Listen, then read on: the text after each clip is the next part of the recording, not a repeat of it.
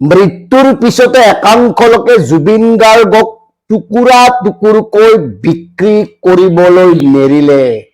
তেওঁলোকে জুবিন গাৰ্গক মৃত্যুৰ পূৰ্বেও ব্যৱহাৰ কৰিছিল আৰু মৃত্যুৰ পিছতো ব্যৱহাৰ কৰিবলৈ এৰা নাই। তেখেত অজয় ফুকন এগৰাকী সংগীত পৰিচালক, যিগৰাকী অজয় ফুকনক জুবিন গাৰ্গে সংগীত পৰিচালক হিচাপে প্ৰতিষ্ঠা কৰি গ'ল, যিগৰাকী অজয় ফুকনে জুবিন গাৰ্গক আঙুলিত ধৰি ৰাইজৰ মাজত চিনাকি কৰি থৈ গ'ল, সেইগৰাকী অজয় ফুকনে শেষত জুবিন গাৰ্গৰ আদৰ্শকো তিল তিলকৈ হত্যা কৰাই নহয়, পণ্যৰ দৰে বিক্ৰী কৰিলে।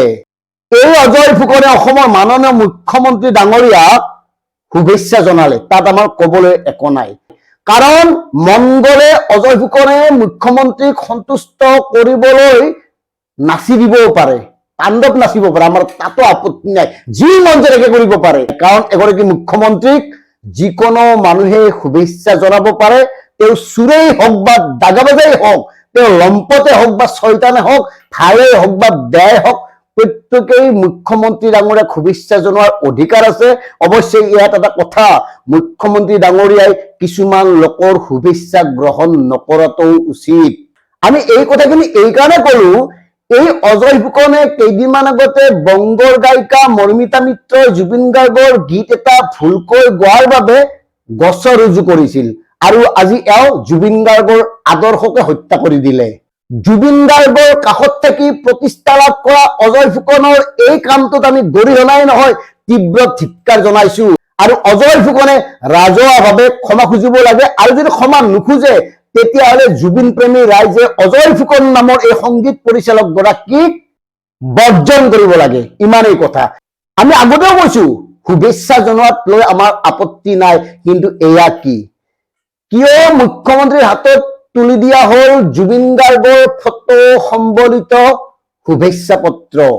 কিয় মুখ্যমন্ত্ৰী ডাঙৰীয়াৰ হাতত তুলি দিয়া হল জুবিন গাৰ্গক লৈ অজয় ফুকনে ৰচনা আৰু পৰিচালনা কৰা, অথচ কণ্ঠশিল্পী সমাজে নিবেদন কৰা বুলি উল্লেখ কৰা এই গানটো? অসমৰ কণ্ঠশিল্পী সমাজ আপোনালোকে জুবিন গাৰ্গক লৈ লিখা এই গানটো মুখ্যমন্ত্ৰীৰ হাতত অৰ্পণ কৰাটো বিচাৰে নেকি? এই যে ন্যায়ৰ কথাটো, ন্যায় নোপোৱালৈকে কিয় মুখ্যমন্ত্ৰীৰ হাতত তুলি দিয়া হল জুবিন গাৰ্গৰ ফটো সম্বলিত গান বা শুভেচ্ছা পত্ৰ? মানে কি বুজাব খুজিছে? মানে জাষ্টিছ ফৰ জুবিন গাৰ্গ এতিয়াৰ পৰা নাই নে কি? নে জুবিন গাৰ্গৰ আপোনালোকে যে একান্ত সহযোগী সতীৰ্থ দাবী কৰে, আপোনালোকেইতো জুবিনৰ লগত আছিল, আপোনালোকৰ আজিৰ পৰা আৰু জুবিনৰ ন্যায় সম্পৰ্কে একো কবলগীয়া নাই, মুখ্যমন্ত্ৰীৰ ওপৰত বিশ্বাস আছে, আস্থা আছে, সেইটো প্ৰকাশ কৰিছে নেকি? আৰু যদি সেয়াও প্ৰকাশ কৰিছে ৰাজহুৱাভাৱে কওক। জুবিন গাৰ্গ সম্পূৰ্ণ এটা সুকীয়া আদৰ্শৰ গঢ়া ব্যক্তি আছিল, আৰু যিহেতুকে ৰাজ্যৰ মুখ্যমন্ত্ৰী ডক্টৰ হিমন্ত বিশ্ব শৰ্মা ডাঙৰীয়াই কৈছে জুবিন গাৰ্গৰ ন্যায় দিব, ন্যায় লাগিব, গতিকে ন্যায় প্ৰদান কৰাৰ পূৰ্বে কিয় এই কাৰবাৰ কৰা হল? ৰাজনৈতিক দল সম্পৰ্কে জুবিন গাৰ্গে কি কি কথা কৈ গৈছিল আমি কোনেও পাহৰা নাই। বিশেষকে আইনখন কাৰ্যকৰী কৰাৰ পিছত জুবিন গাৰ্গে ভাৰতীয় জনতা পাৰ্টিৰ প্ৰতি কি বাক্যবান নিক্ষেপ কৰিছিল এতিয়াও আমাৰ মনত আছে, নিশ্চয় আপোনালোকৰো আছে ৰাইজ। কিন্তু এওঁ কৰিলে কি? জুবিন গাৰ্গৰ লগত থাকি, জুবিন গাৰ্গৰ হৈ মাত মাতি জুবিন গাৰ্গক লৈ কেৱল ব্যৱসায় কিয়? আৰু এই অজয় ফুকনে জুবিন গাৰ্গৰ মৃত্যুৰ পিছত অৰ্থাৎ জানুৱাৰী মাহত জুবিন গাৰ্গৰ সমাধি ক্ষেত্ৰলৈ গৈ চেনাই বাখুৰা নামৰ এখন সংগীতৰ এলবামো মুকলি কৰিছিল। মানে কি সেয়া শ্ৰদ্ধা আছিল নে বেপাৰ আছিল?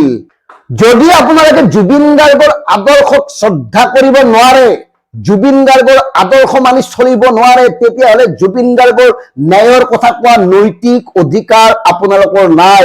জুবিন গাৰ্গৰ বাবে আমি একো নাছিলো, আমি কেৱল জুবিন গাৰ্গৰ গান শুনিছিলো আৰু তেওঁৰ সত্তাটো, তেওঁৰ আদৰ্শক, তেওঁৰ দৰ্শনক অনুকৰণ কৰিবলৈ আৰম্ভ কৰিছিলো। আমাক জুবিন গাৰ্গে চিনি পোৱা নাছিল, আৰু যিসকলক জুবিন গাৰ্গে তুলি তালি প্ৰতিষ্ঠা কৰি থৈ গ'ল তেওঁলোকৰ বেছিভাগে এতিয়া জুবিন গাৰ্গক কৈ ব্যৱসায় আৰম্ভ কৰিছে, আৰু সেইকাৰণে আমাৰ দৰে সাধাৰণ মানুহৰ খং উঠিছে। ইমানেই কথা। মানে ইমান খং উঠিছে, এনেকৈ ভাবিবলৈ মন গৈছে জুবিন গাৰ্গ তুমি সোনকালে গুচি গলা ভালেই হল, নহলে এওঁলোকে তোমাক ইখনৰ পৰা সিখন বজাৰত পণ্যৰ দৰে বিক্ৰী কৰিলেহেঁতেন। তুমি সঠিক সময়তে গলা জুবিন দা, সঠিক সময়তে গলা, এনেকে ভাবিবলৈ মন গৈছে। গতিকে প্ৰিয় দৰ্শক, কথাবোৰ ভাবক, এনেকৈ জুবিন গাৰ্গৰ ন্যায় আমি পাব পাৰোনে? কি হবলৈ গৈ আছে? কথাবোৰ চিন্তা কৰক। ধন্যবাদ। জয় অসম, জয় জুবিন দা।